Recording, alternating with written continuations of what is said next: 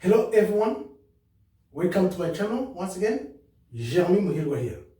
Today we are going to discuss Egypt, or known as Kemet by its ancient name. Egypt, as we know it, is on the continent of Africa, but according to the Bible tells us that Egypt did not become a pagan nation overnight. God loved Egypt so much that you never hear about people talk about it. Whenever we hear about Egypt, we think of the Red Sea and all negative things, the plagues, the 10 plagues of Egypt. And all these things happened because the Egyptians, they started idols worship. Well, God had told the Egyptians that if they don't stop worship idols, they will cause their own destruction, which happened. Of course, if you know Egypt, you know Israel. Why do I say that? As you can see here on the map, this is the African map I tried to draw. Egypt is here, and goes hand in hand with Israel. So this is Israel and this is Egypt. As you can see, from Israel to Egypt, it was just like crossing over. You see, whenever there was issue in Israel, as we know, according to the scriptures, the people of Israel could easily cross over to Egypt, right? We are going to see why now, whenever we think of Egypt and Israel, in our mind, we look at them as two distant nations, but in the contrary, as you can see, they are connected to one another. You might have heard about Canal Suez. Why the Canal Suez was built there, that's another subject.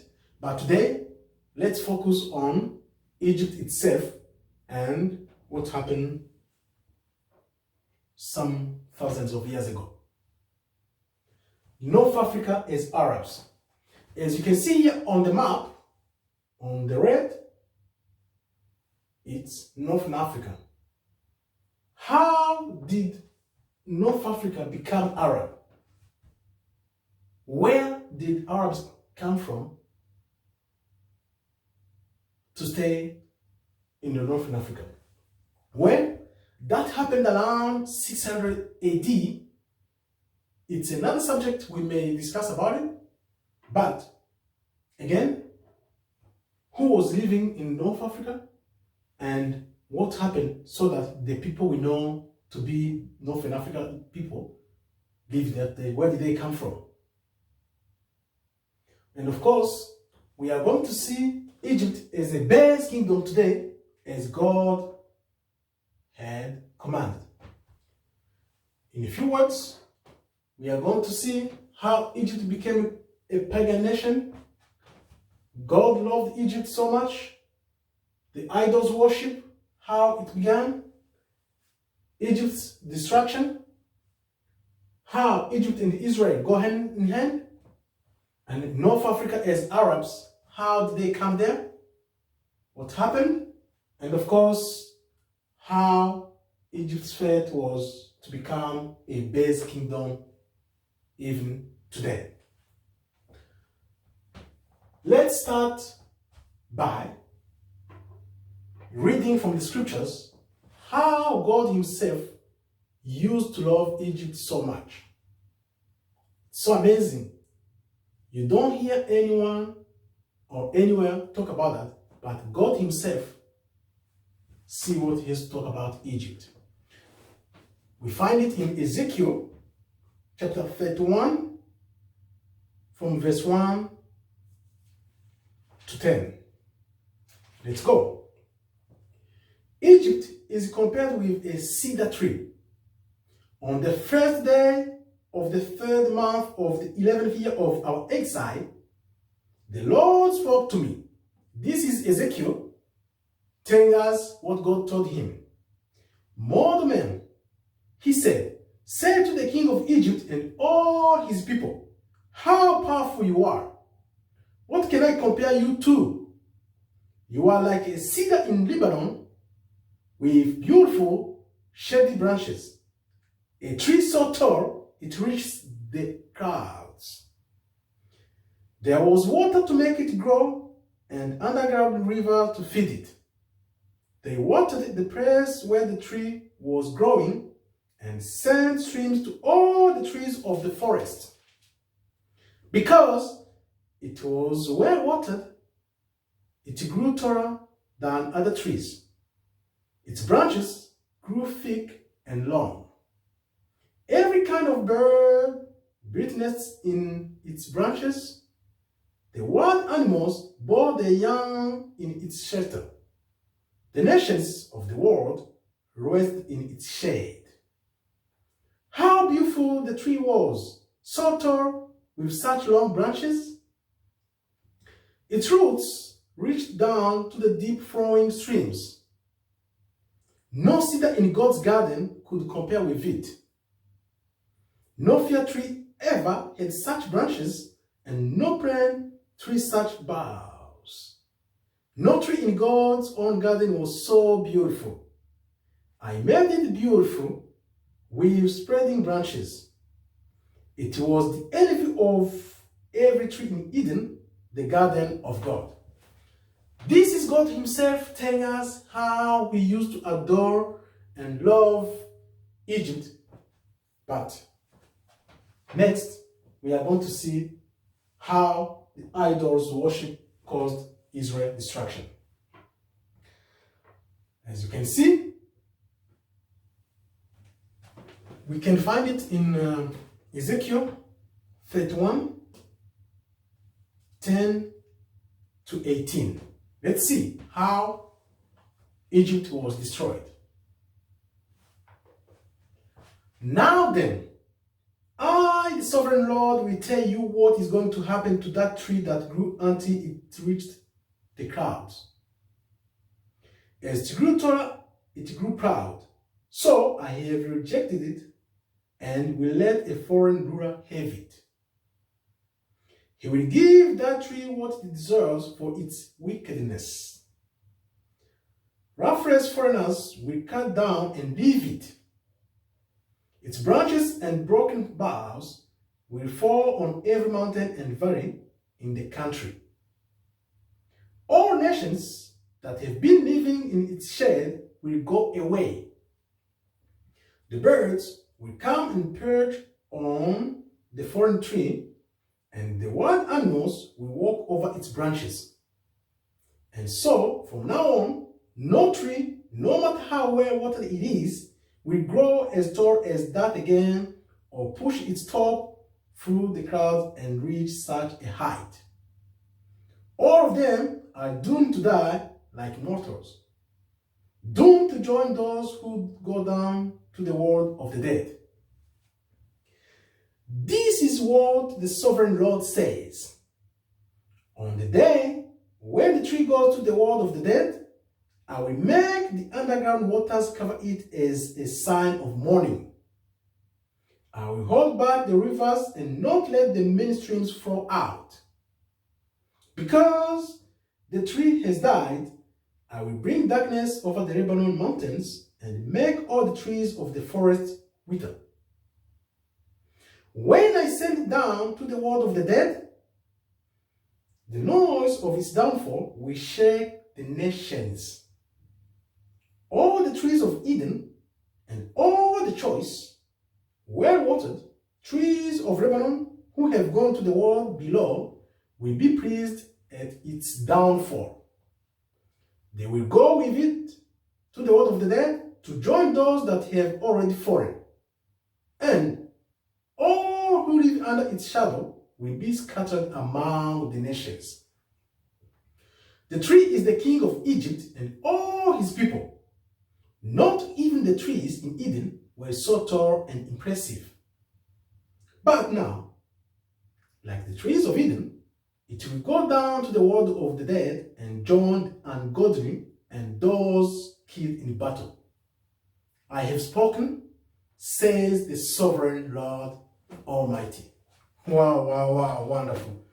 This is how beautiful Egypt used to be, and how idols worship caused Egypt to be destroyed. Now, no Egypt, therefore, no Israel. Here, again, we can see there were two neighboring countries connect to one another. And according to the Bible, we remember how each time there was famine in Israel, people would go down to Egypt, for food and so forth. Now, the North Africa as Arabs, they got there in around 600 AD, which we will look into it as we move forward.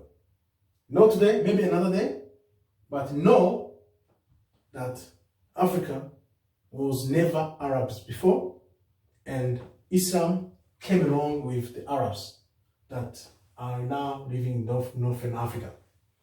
That's another subject on its own. I'll be glad to discuss about it another time. Now, let's see how Egypt is today a base kingdom, and as we speak, what God said the fate of Egypt will be. We find it in Ezekiel as well, 29 verse 14. Let's go. The Lord sovereign says, after 40 years, I will bring the Egyptians back from the nations where I have scattered them. So remember, when Egypt was destroyed, God himself said, I will scatter them among the nations. So now, God here is telling us that he's bringing back Egypt to its own country.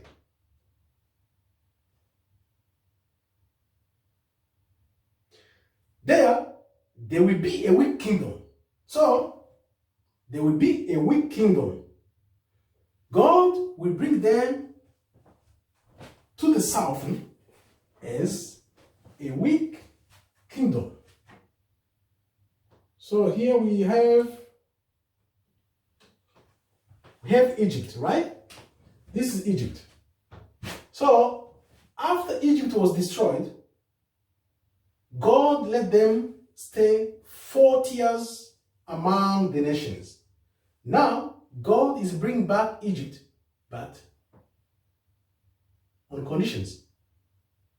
There should be a base kingdom and stay in southern of Egypt. So they will just stay here.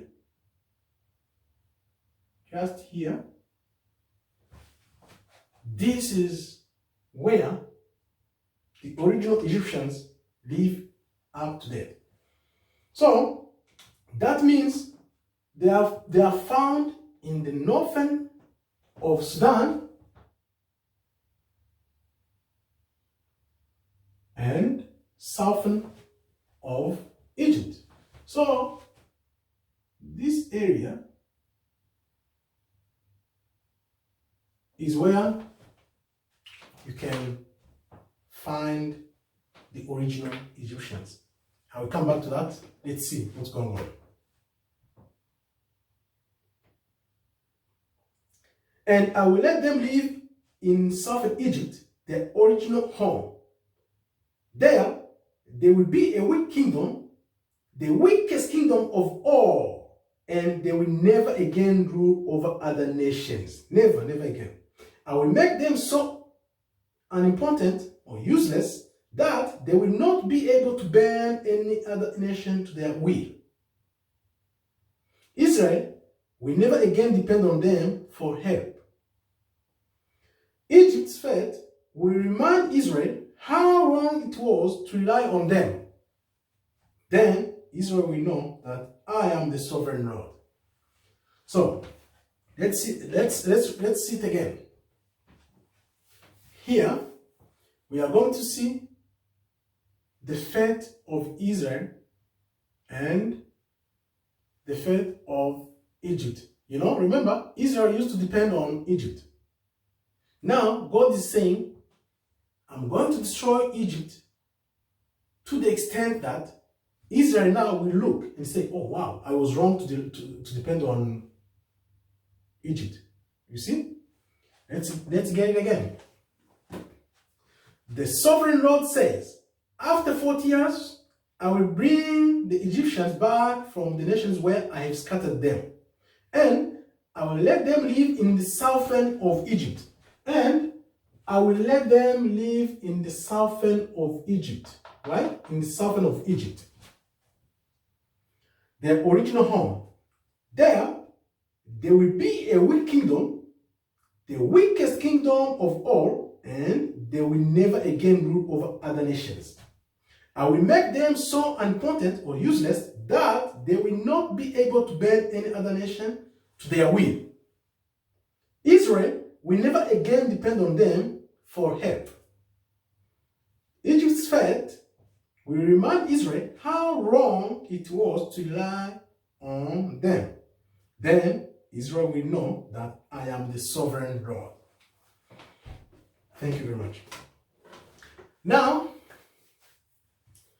in my life, since I got saved, I try not to say, God told me, God told me, God told me this, that.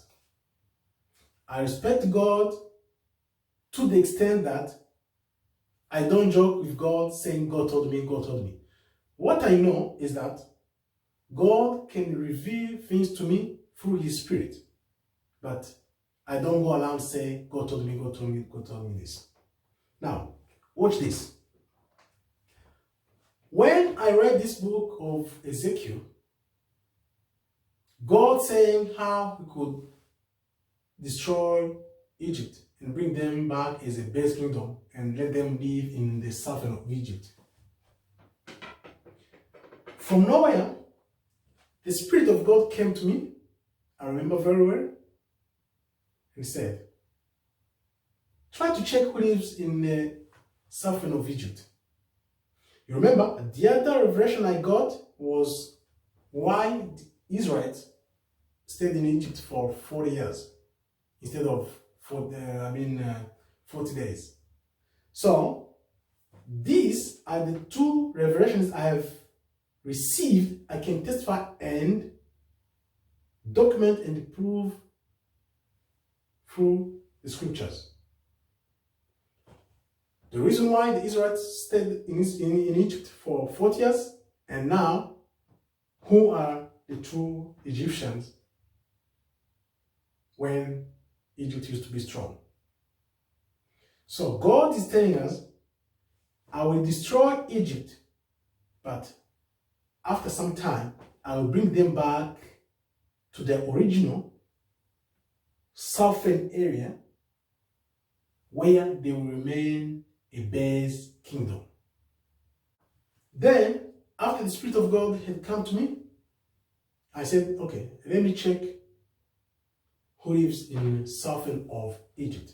Because the Bible I was reading was written Upper Egypt. Upper is south. In upper does not really mean north. Upper, it's not north. Upper, it's southern. In the south of Egypt, if you check or verify, as I did, I said to myself, let me see really who lives in southern of Egypt. Guess who? I was amazed. I was really amazed to see that God was saying, I will destroy Egypt, but later on bring them back as a base kingdom and let them live in the southern of Egypt. When I checked up to date, I figured out that, let's see, the guys who live here as the old Egyptians, now they are Nubians. And as I said, this is Israel. This is Israel. The Nubians I was really amazed to see, if you look at the northern of Sudan and southern of Egypt, the Nubians, they're the people who live there, and exactly the way God said would scatter them and bring them back there. Today, they are living there. Therefore, the Nubians, they are a part of the original Egyptians. And as we said, you know Egypt, then you know Israel, because Israelites used to go down to Egypt. Thank you very much for watching. May God bless you. Shalom, shalom, shalom.